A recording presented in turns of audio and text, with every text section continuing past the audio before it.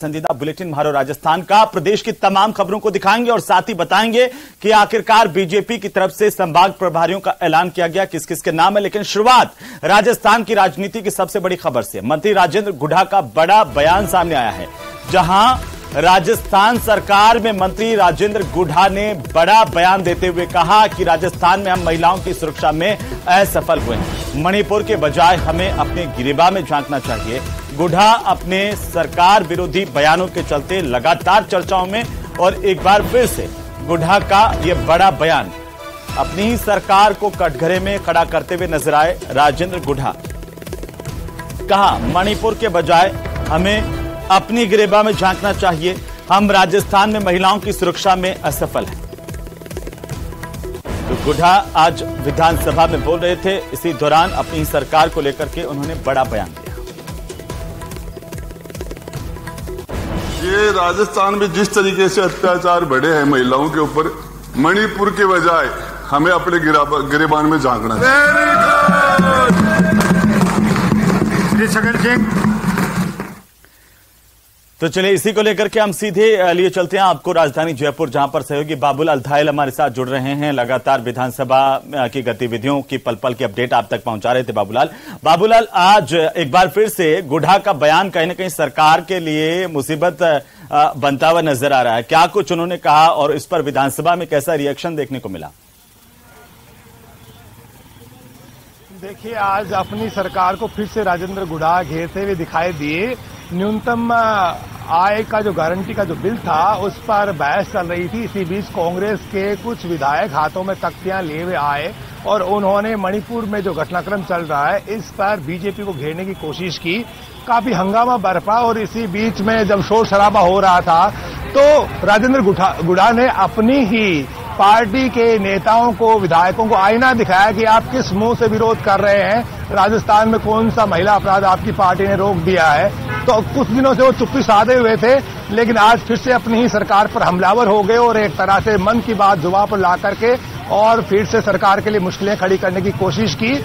माना यही जा रहा है कि राजेंद्र गुढ़ा जो है वो शायद कांग्रेस पार्टी से अब चुनाव लड़ने के मूड में नहीं है और उन्होंने तय कर लिया है कि भले कुछ दिनों की चुप्पी के बाद अब फिर से मुखर होने का वक्त आ गया। इसलिए उन्होंने जब मणिपुर की हिंसा का मामला कांग्रेस के विधायकों ने उठाया, तब उसी वक्त उन्होंने अपने ही साथी विधायकों पर हमला ये कहकर के बोला कि राजस्थान में महिला अत्याचार बढ़ रहे हैं और आपको ये कोई हक नहीं है कि आप इस तरह से विरोध दर्ज कराएं। लेकिन तो बाबूलाल, जब गुढ़ा ने बयान दिया तो हमने देखा कि कैसे विपक्ष ने उनको वेरी गुड कहकर के स्वागत भी किया और मेजें थपथपाई। किस तरह का रिएक्शन था? क्या विपक्ष का साथ गुढ़ा को मिल रहा है?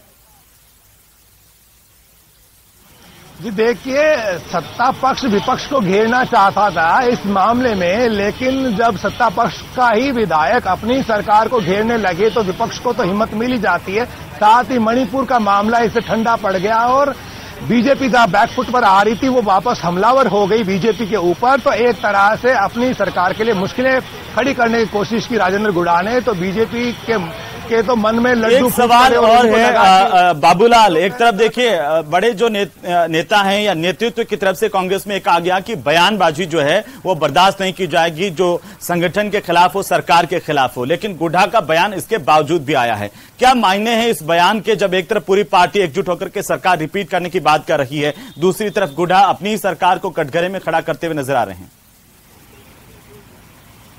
जी देखिए, वो पायलट कैंप से आते हैं, पायलट के लिए मुखर हैं और पायलट के लिए सार्वजनिक मंच पर जाकर जिस तरह से उन्होंने बयान दिए थे, भाषण दिया था, वो आज भी लोगों को पता है कि क्या क्या कहा था। उन्होंने अपने साथी मंत्रियों पर किस तरह के गंभीर इल्जाम लगाए थे और ये तक कह दिया था कि इस मंत्री ने इतना खाया, उस मंत्री ने इतना खाया और हमारी सरकार का हाल ये है। हालांकि कुछ दिनों की चुप्पी के बाद आज उन्होंने सन्नाटा तोड़ा तो विधानसभा में मुखर होकर के बोले। एक तरह से उन्होंने तय कर लिया कि वो कांग्रेस से टिकट नहीं मांगेंगे। सुखजिंदर रंधावा से लेकर राहुल गांधी से वो कोई इल्तिजा नहीं करेंगे, कोई आग्रह नहीं करेंगे उनको टिकट दिया जाए। तो उन्होंने अपना रास्ता तय मान लिया है कि मैं कांग्रेस में ज्यादा नहीं रहूंगा। जैसे ही आचार संहिता लगेगी या विधानसभा सत्र खत्म होगा तो उन्होंने अपना नया रास्ता अख्तियार वो कर सकते हैं। तो ऐसी सूरत में सरकार की वो मुश्किलें बढ़ाने की कोशिश जरूर करेंगे। कोई नहीं बोल रहा था, पायलट के कैंप से जुड़े हुए विधायक भी अपनी बात अब कहने में हिचकिचा रहे थे, कुछ भी नहीं बोल रहे थे। कुछ दिनों से चुप्पी है, सन्नाटा है, पायलट कैंप भी अब यही सोच कर चल रहा है कि टिकट लेनी है, इसलिए अब ये स्ट्रेटेजी तो गुढ़ा की हमेशा से रही है। बाबूलाल, आपने तो देखा एक वीडियो पहले से वायरल है जिसमें वो कह रहे थे शेखावाटी इलाके में अपने कार्यकर्ताओं से कि देखिए मेरे पास तो सबसे बड़ी जादू की छड़ी है कि चुनाव लड़ता हूं बीएसपी से और फिर मंत्री बनता हूं कांग्रेस में, और जब कांग्रेस में दरी बिछाने का टाइम आता है, संघर्ष का टाइम आता है तो लात मार देता हूं। जी देखिए, उनको पता है कि मैं जनता की राजनीति करता हूं, जनता के मुद्दों को उठाता हूं, तो चाहे मैं किसी भी पार्टी से चुनाव लड़ लूं, जनता मुझे जिता ही देगी। हम नहीं कह सकते कि उनका चुनाव में क्या हाल होने वाला है, जनता उनको कितना आशीर्वाद देगी, वो कौन सी पार्टी। और इसी बीच बड़ी खबर हम आपको बता दें, गुढ़ा के बयान के बाद सरकार को विपक्ष ने घेरा है। तो सरकार का एक मंत्री बोलता है तो सरकार बोलती है, ये नेता प्रतिपक्ष ने कहा। उन्होंने कहा कि मंत्री महोदय ने सरकार की कलई खोल दी है। ये बड़ी जानकारी इस वक्त की। नेता प्रतिपक्ष राजेंद्र राठौड़ ने बयान दिया है गुढ़ा के बयान को लेकर के। कहा सरकार का एक मंत्री जब बोलता है तो ये माना जाता है कि सरकार बोलती है और मंत्री महोदय ने सरकार की कलई खोल करके रख दी है। बड़ी जानकारी है इस वक्त की। राजेंद्र गुढ़ा के बयान के बाद बीजेपी हमलावर है। भारतीय जनता पार्टी की तरफ से नेता प्रतिपक्ष की तरफ से घेरा गया है कांग्रेस सरकार को। आर्टिकल 164(2) के तहत कलेक्टिव रिस्पांसिबिलिटी से चलती है। हमारे संविधान में लिखा है सरकार का एक मंत्री बोलता है, इसका मतलब पूरी सरकार बोल रही है। सरकार के इस मंत्री महोदय ने सरकार की कलई खोल दी। मैं उनको तो बधाई दूंगा ही दूंगा, पर यह शर्मनाक बात है संसदीय मर्दों के प्रदेश वाले मंत्री जी कि ये सरकार आर्टिकल 164(2) के तहत कलेक्टिव रिस्पांसिबिलिटी से चलती है। हमारे संविधान में लिखा है सरकार का एक मंत्री बोलता है, इसका मतलब पूरी सरकार बोल रही है।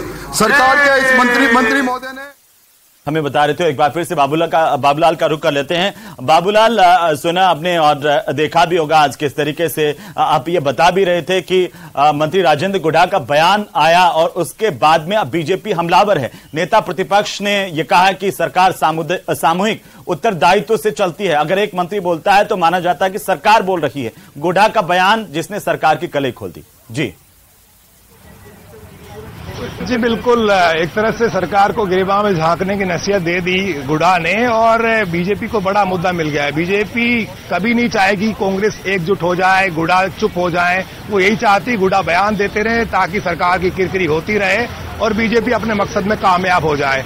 तो सियासत यही सिखाती है कि जब आप के अपोजिशन में, यानी कि आपके सामने जो पार्टी है उसमें जब तक फूट है तब तक आप सुरक्षित हैं, यानी कि उनकी फूट में दूसरी पार्टी को फायदा नजर आता है। लिहाजा गुढ़ा के आज के बयान के बाद में राजस्थान की सरकार को एक तरह से विधानसभा के भीतर अपनों से ही यानी कि मुकाबला करना पड़ा और राजेंद्र गुढ़ा ने जो बयान दिया उससे मणिपुर को लेकर के जो विधायक विरोध दर्ज करा रहे थे उनका विरोध कहीं न कहीं धुल गया और गुढ़ा का बयान ज्यादा कहीं चर्चा में आ गया और विपक्ष को सरकार के ऊपर और ज्यादा हमलावर होने का मौका मिल गया। तो रोज का जो घटनाक्रम है वो ये बता रहा है कि इस सत्र में, यानी कि पिछले 4-5 दिन में ऐसा कोई घटनाक्रम हुआ नहीं था जब सरकार का ही मंत्री अपनी सरकार को घेरे। लेकिन आज जो है राजेंद्र गुढ़ा ने अपनी सरकार के खिलाफ बोल करके महिला सुरक्षा, महिला अपराधों को लेकर के जो सवाल खड़े हो रहे थे उनको सदन में जब अपनी आवाज दी और जब वो बोले तो फिर विपक्ष को मौका मिल गया और विपक्ष सरकार के ऊपर हमलावर हो गया।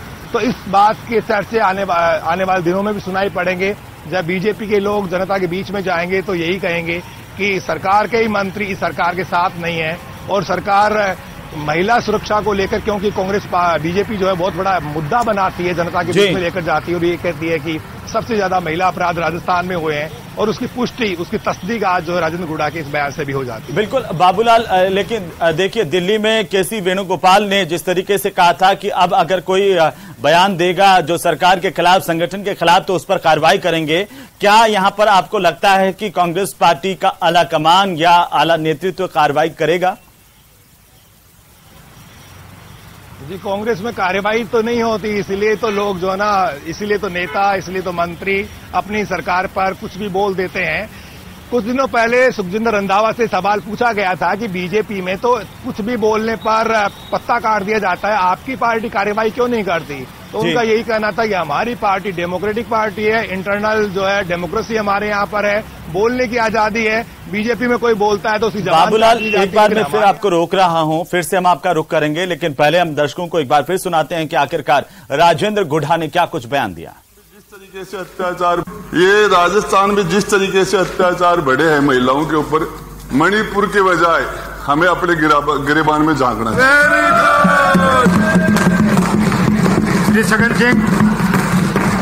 ये राजस्थान में जिस तरीके से अत्याचार बढ़े हैं महिलाओं के ऊपर, मणिपुर के बजाय हमें अपने गिरेबान में झांकना है।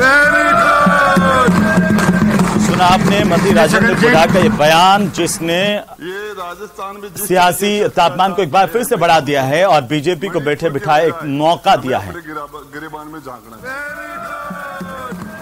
राजेंद्र गुढ़ा विधानसभा में अपनी ही सरकार को महिला सुरक्षा के मसले पर कटघरे में खड़े करते हुए नजर आए और इस बयान को लेकर के सियासत गर्मा गई है। बीजेपी ने जोरदार हमला बोला है। सहयोगी बाबूलाल धायल हमारे साथ लगातार बने हुए हैं। बाबूलाल, गुढ़ा का ये बयान देखिए, चुनाव सर पर है, आने वाले दिनों में एक इश्यू बन सकता है, एक बड़ा मुद्दा इसे बीजेपी बना सकती है। जी बिल्कुल बना सकती है, क्योंकि पायलट कैंप चुप जरूर है, लेकिन जो भीतर की आग है वो उनके सीने में जरूर धड़क रही है। उनको लग रहा है कि सचिन पायलट के साथ में नाइंसाफी हुई है, वो जिस चीज के हकदार थे वो अभी तक नहीं मिली है। भले ही वो चुनाव समिति में आ गए, लेकिन प्रचारित ये किया जा रहा था कि उनको जनरल सेक्रेटरी बनाया जाएगा और भी बड़ा कुछ उनको दिया जा सकता है, लेकिन सिर्फ अभी वो चुनाव समिति में एक सदस्य के तौर पर आए हैं। तो गुढ़ा का बयान पायलट कैंप से जोड़ करके भी देखा जाएगा, क्योंकि पायलट पिछले दिनों जब पीसीसी में एक बैठक में थे तो उन्होंने अपने आप को कथित नेता करार दे दिया था। इसका मतलब ये था कि उनके मन में बहुत सारे राज दफ्न है जो वो बोलना चाहते हैं, लेकिन पार्टी में उन्होंने फिर से भरोसा जाहिर किया है। पार्टी के आला कमान के प्रति उन्होंने अपना विश्वास जाहिर किया है और उनको लगता है कि राहुल गांधी में वो आस्था रखेंगे तो उनका भविष्य सुरक्षित रहेगा और पार्टी के साथ में कदम से कदम मिलाकर आगे चलना चाहते हैं। लिहाजा सचिन पायलट के दिल की जो बात है वो अब राजेंद्र गुढ़ा के जरिए सामने आ रही है। सचिन पायलट नहीं बोलेंगे, क्योंकि उनको लगता है कि अब पार्टी के साथ चले जाना ही बेहतर रहेगा। इस बात को लेकर के लोग तरह तरह की बातें करते हैं कि आखिर कौन सी मजबूरी है जिसकी वजह से सचिन पायलट चुप हो गए और उन्होंने कहा कि सरकार के सामने मैंने जितनी भी बातें रखी थी वो मान ली गई हैं। तो सचिन पायलट चुप है, लेकिन राजेंद्र गुढ़ा जो उनके लिए क्या से क्या नहीं बोल करके आए थे। बाबूलाल, चलिए बहुत शुक्रिया तमाम जानकारी के लिए। लगातार अपडेट हम आपसे लेते रहेंगे और इस वक्त आपको बता दें कि भाजपा हमलावर है राजेंद्र गुढ़ा के बयान को लेकर के सरकार पर।